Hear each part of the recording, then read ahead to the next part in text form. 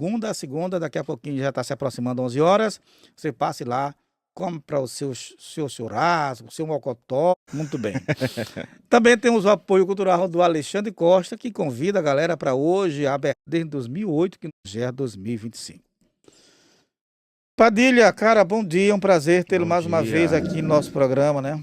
Já marcar a presença, né? Bater o ponto de a cada 15 dias a gente está aqui desvendando, levando informação e cultura para esse povo, né? Que estão precisando muito saber das suas origens, né? Até para diminuir a propagação das fake news. Como Isso é é que eu, né? importante. Deixa eu microfone um pouquinho mais aqui. E essa semana, quinta-feira, eu coloquei em votação qual lenda que eu deveria trazer aqui. E a maioria escolheu a da Yara, né? Uma lenda muito boa, né? Que nós pensamos ter origem indígenas, mas se a gente for pesquisar, Não temos, não temos, né? segundo ela, né? Ó, dia 25 é uma quarta-feira, eu vou trazer duas pessoas aqui para o programa naquela quarta, na dia 25, porque antecede o aniversário de Arari, e vamos tratar sobre os primórdios de Arari. Lá do século XIX, finalzinho do século XIX, iniciando o século XX, para saber de onde vem este Arari que tanta gente se confunde Eu até já hoje. tenho até umas fontes de pesquisa, eu tô alinhando algumas histórias. Muita gente, inclusive o Pedro Neto, um abraço, Pedro, esteve com a gente no festival de canção e poesia da Samara, um abraço, Samara, também. É, Me perguntou sobre as lendas de Arari. Bom, eu já fiz algumas pesquisas e tal, mas eu ainda não consegui encontrar na fase do contexto da popularização, porque, tipo assim, a gente tem a lenda, mas ainda não consegui descobrir a origem e o porquê que ela se popularizou. Tu ainda não olhou, tu ainda não leu a lenda sobre a galinha de pinto na ponte do Batuba, né?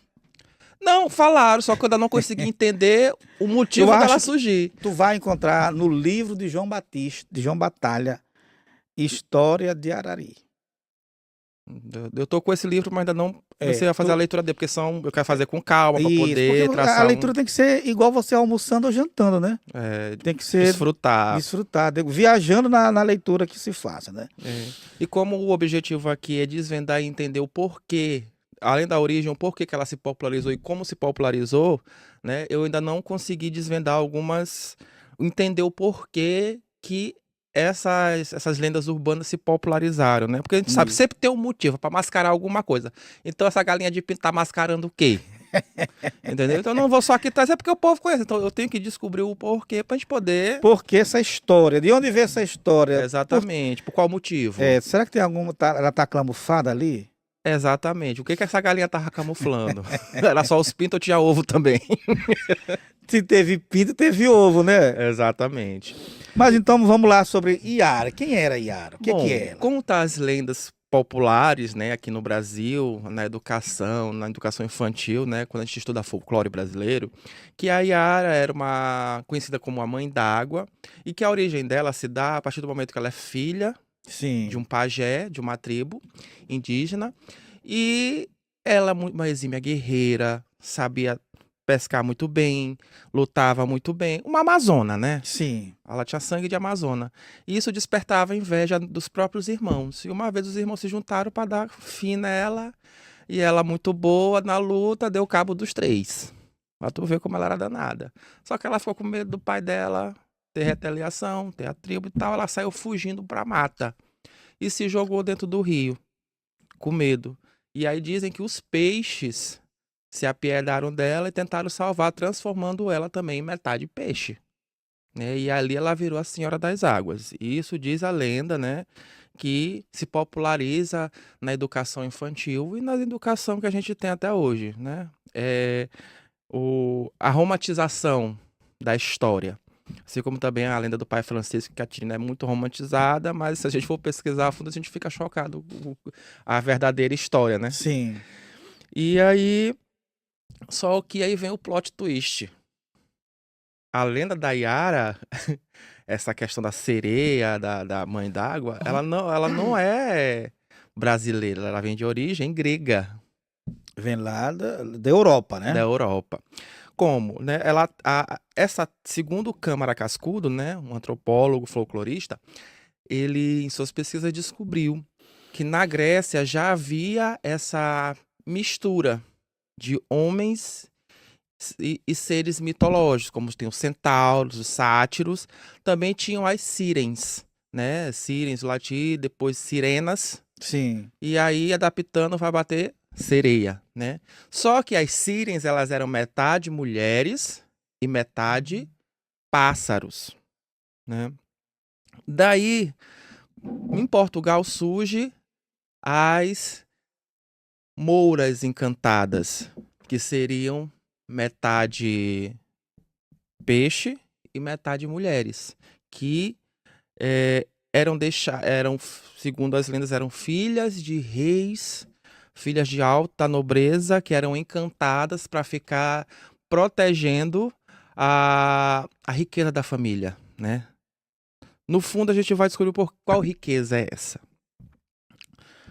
E aí, na época da colonização, quando os portugueses vieram para cá e começaram a descobrir a cultura indígena e suas lendas, eles se deparam com uma criatura, um monstro que mora no fundo da água chamado Ibupiara, que não tem nada a ver com metade homem, metade mulher. Ele era um monstro com características anfíbias, humanoides, né? E aí os indígenas morriam de medo dele, porque, segundo ele saía da água, caçava, matava e comia os indígenas. Então eles tinham pavor do Ibupiara. Tanto é que no filme que a gente pode encontrar na Disney Plus, eu estava fazendo a pesquisa, A Forma d'Água, já ouviu falar? Em 2018? Não. Pois é, A Forma d'Água, acontece um filme na década de 60, na Guerra quando os Estados Unidos estavam em guerra civil.